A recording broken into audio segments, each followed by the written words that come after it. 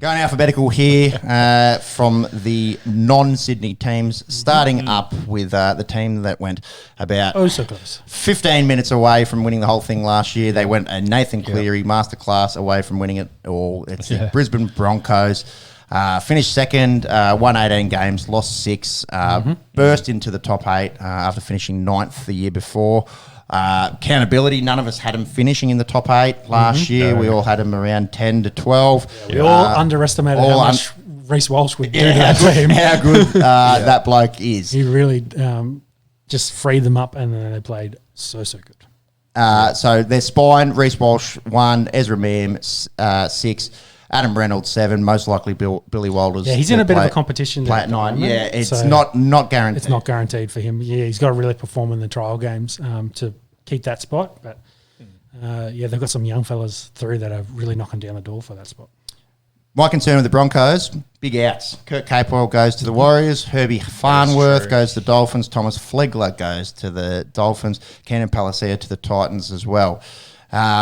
Can they overcome that with just the fact that these young talents like Reece Walsh, Payne Haas, Selwyn Cobbo are all 24 and under?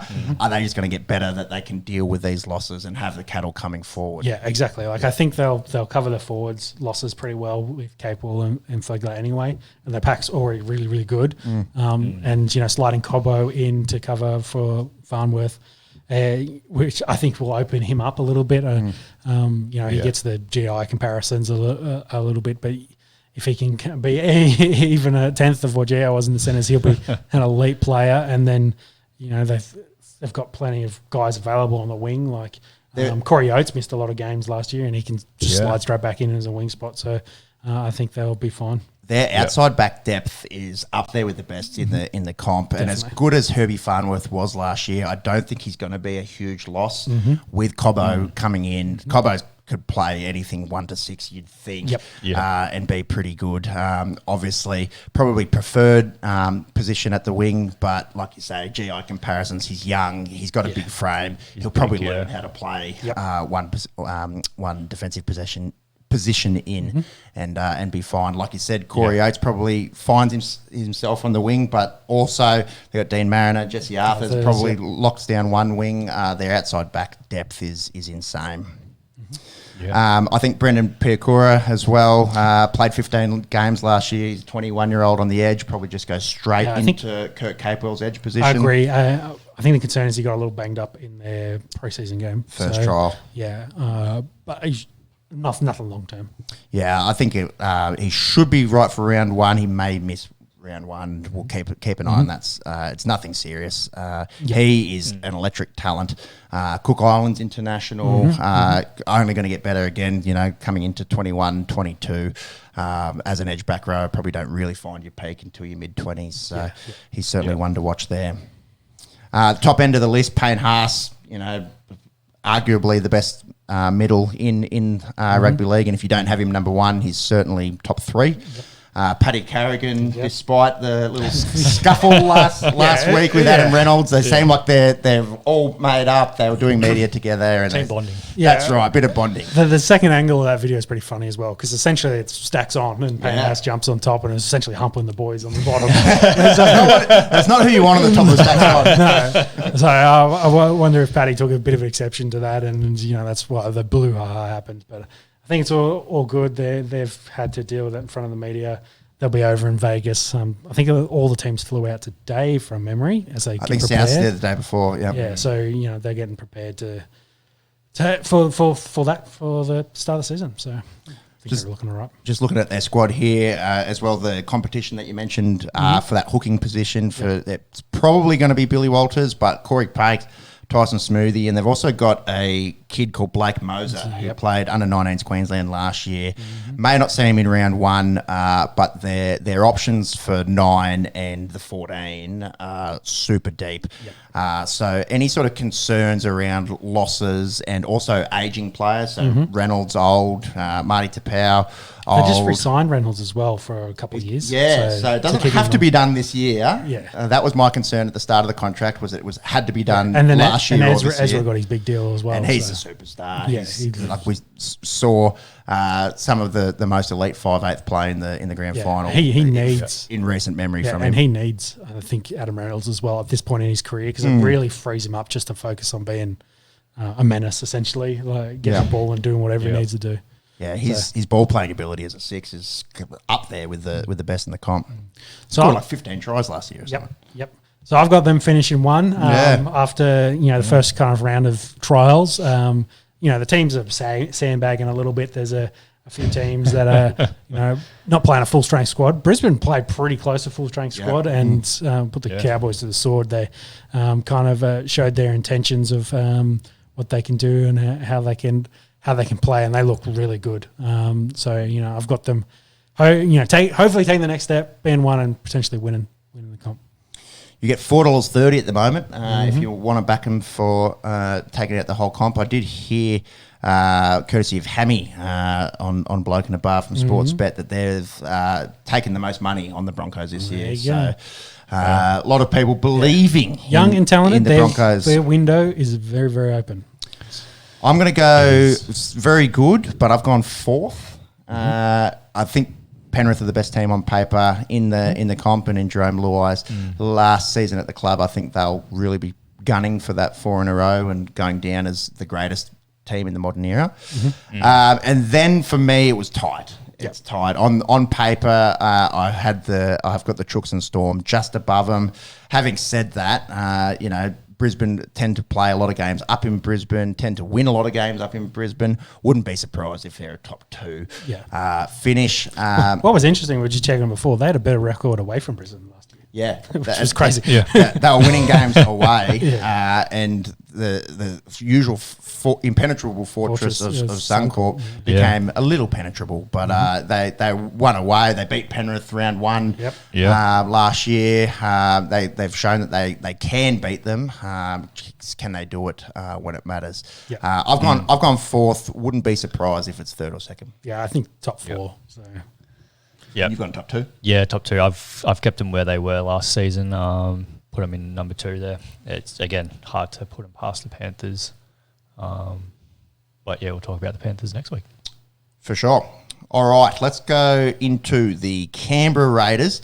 Finished 8th last year, finished 8th the year before. Sneak in. Funnily enough, none of us have them finishing 8th this year. Probably the biggest story of the off-season in terms of player movements was Jack Whiten going to join cousin Latrell up there in Redfern, and Jared Croker retiring. Probably wouldn't have been in their best 17 regardless, but that's a Canberra Raiders legend that leaves. Also lose Brad Schneider, Harley Smith-Shields and Matt Frawley. Big signing with Zach Hosking coming across from Penrith. Probably we'll be pushing for that starting edge back row. If not, he's certainly in their best 17. Are they able to fill these massive boots of Jack Whiten leaving, or are they going to have a bit of a slide? The predictions that we've got here would suggest that we all have them having a little bit of a down year. And I think the flip side of that is also their roster. Those guys that have been very, very good for them for a long time are also getting old. You think of Papali, etc. They don't have a super young list. Jordan's pretty old. He's still floating around in there. I think Savage will still get the 1, and hopefully he can capitalise on the amazing talent he has. And I guess the big question is going to be 6. It's going to be looks like Weeks is going to be the he looked good in the trial. Yes, he looks talented. So it'll be. I guess the same conversation we just had with Brisbane. Can Fogarty take the reins and give him the main thing so that we can just play his natural game and use his natural athleticism to be a complete menace? So that's the hope. But I just think they look like a side ready for a regression, then an ascension. It would take really, Ricky's got to wave his magic wand to be able to get them to improve. So that's why I've got them in that 12 spot. Yeah, I've gone even lower. I've gone 14. I'm looking at lists and thinking the Raiders haven't improved on paper, whereas a lot of these other teams that finished outside of the top 8 last year have gotten a lot better on paper. We'll get to the Dolphins in just a minute. Having said that, the Raiders seem to always find a way. Yeah, they always seem to sneak in the 8. Like it's good money just to say they'll be the 8th team because they somehow always manage to sneak in there at 8. And then can knock off a team in a elimination final like we saw with Melbourne a couple of years ago. They're a well-coached team. There's no doubt about that.